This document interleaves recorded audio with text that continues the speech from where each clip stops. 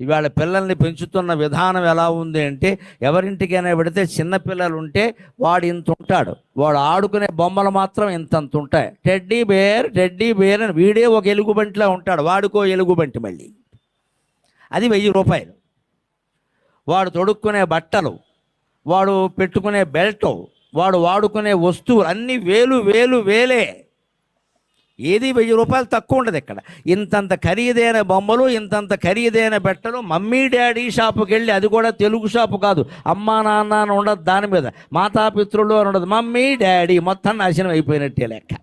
అక్కడి నుంచి బొమ్మలు అన్నీ కొనుక్కొచ్చి వాళ్ళకు గది ప్రత్యేకంగా పెట్టి, ఈ బొమ్మలతో నువ్వు ఆడుకో అని తల్లి ఒక ఫోన్తో ఆడుకుంటుంది, తండ్రి ఒక ఫోన్తో ఆడుకుంటాడు. నమశివాయ. వాడి జీవితం ఏమవుతుందో అందరికీ తెలుసు. పూర్వం పురాణాల్లో ఇలా పెంచలేదు పిల్లల్ని. మనం నేర్చుకోవలసింది ఏంటంటే, పిల్లల్ని ఎంత వీలైతే